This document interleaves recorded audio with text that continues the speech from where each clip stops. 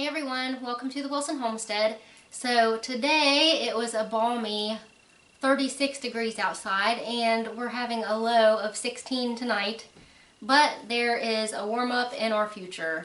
Next week is going to be in the 60s on a couple days, so that is going to be so nice to get outside and get some stuff done on those pretty days. But for now, I'm just now starting to get my seeds planted, and I just wanted to give you guys a look at what I have going on in the grow room so far. Let's go take a look. Alright, here we are in the grow room, and like I said, there isn't a whole lot going on right now, but I just wanted to show you what is happening because I do have some green down here.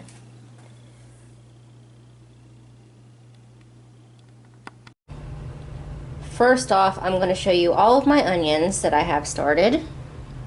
I have 3 different types here, actually 2 types of onions and 1 type of shallots.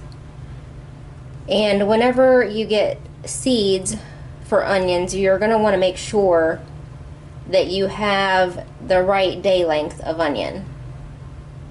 Like, there are short day onions, there are intermediate day onions, and there are long day onions. So you have to make sure that you get the right one or they will not do well for you.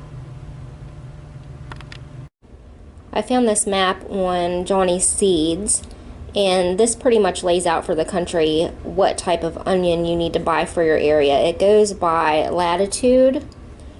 So I am right about on that white line there in West Virginia. So I could probably go either way. I could go long day or intermediate day onions.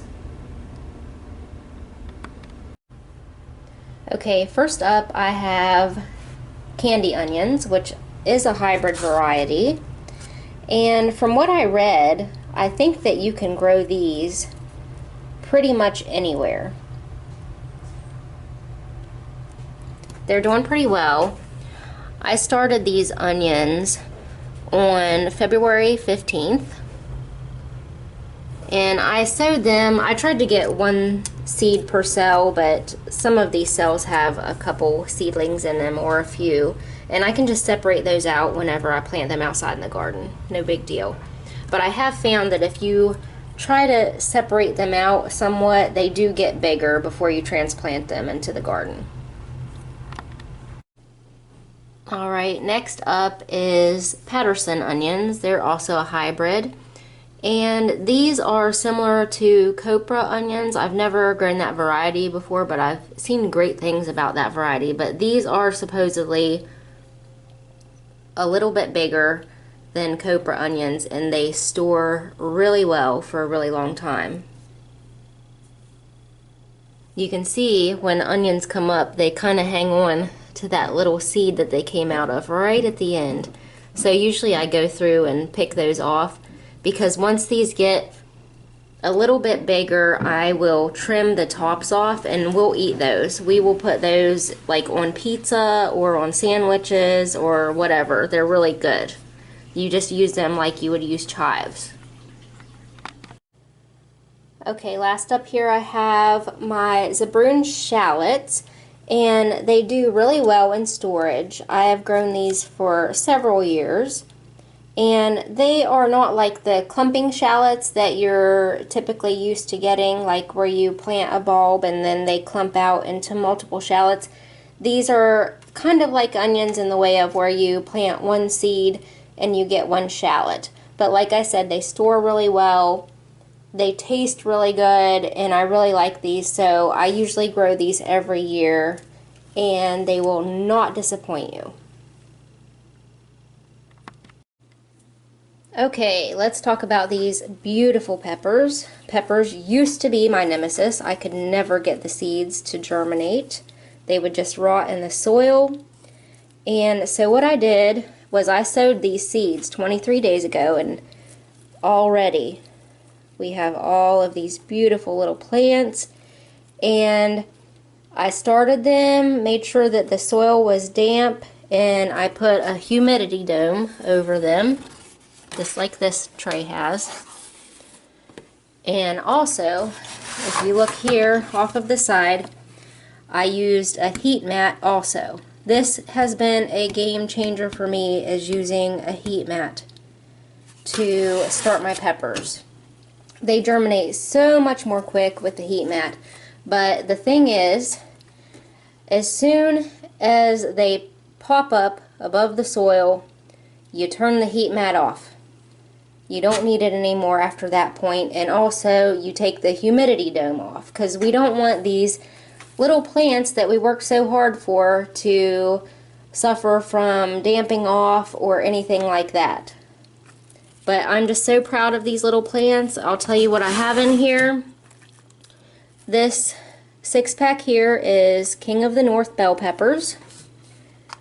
This one is Full-Ju jalapeno, which is a jalapeno pepper that has no heat. This is Fair Ozon, which is a paprika pepper. This is Big Red. I grew these last year, if you watched my garden tours from last year.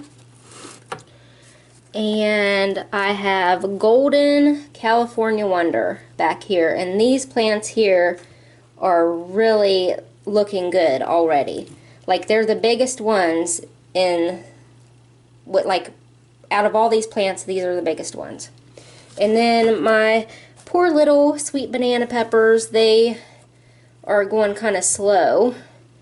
I had to go ahead and turn the heat mat off, even though all of these weren't germinated, and like, I still have a few popping up here and there, but I saved those seeds, so I don't know what happened. They might just be slower to germinate.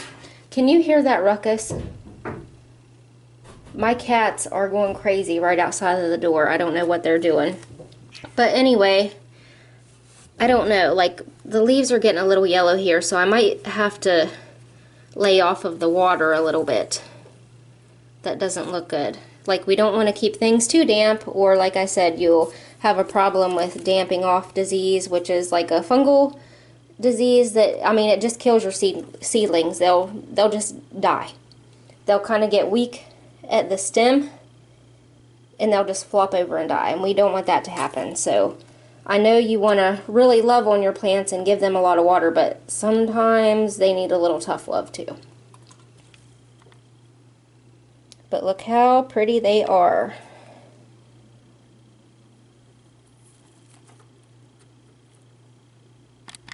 Now, in this flat that has the humidity dome on it, I have some flower seeds started. Well, not completely all flowers.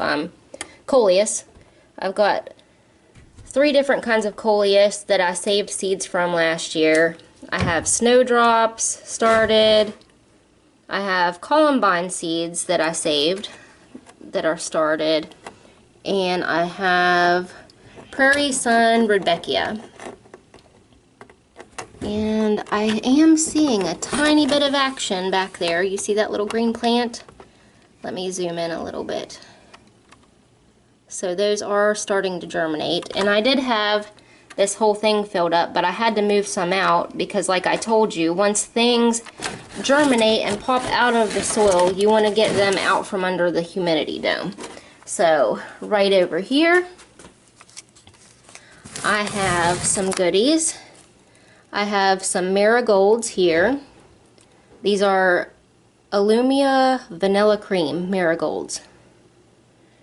And they are looking fantastic so far. And in this next pack here, I have Royal Carpet Alyssum. Tiny little baby seedlings in there. And then these 2 6-packs are Globe Amaranth. I'm really excited to try those in my garden this year. I think they're going to be beautiful. Over here is where I start my seeds, and like, I have a hot mess going over here. I've got potting soil everywhere. But anyway, I've got a few more seeds that I want to start, and some of them are Cherry Brandy Rudbeckia, Helena Mix Helenium, Pink Muley Grass, and some more columbines. Down on this shelf I have a whole bunch more of my onion seedlings. I multi-sown these into these cell packs and some of these little 3 or 4 inch pots. I usually try to use up all of the onion seeds that I buy like every season, because like if you keep them, the germination rate drops so drastically in 1 year. These are like one of the seeds that you really just should use all of them. And even if I don't plant all of these out, even if I would just set this clump out like this, I can cut them like chives, so like nothing's being wasted, or even let them grow on some and use them as like green onions. So that is why I just planted everything, because I don't want the seed to go to waste and I don't want them to lose their germination rate.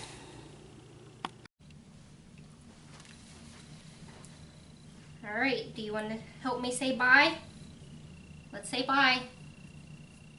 Alright guys, that does it for this episode. I hope you enjoyed it, and I hope to see you next time here on the Wilson Homestead.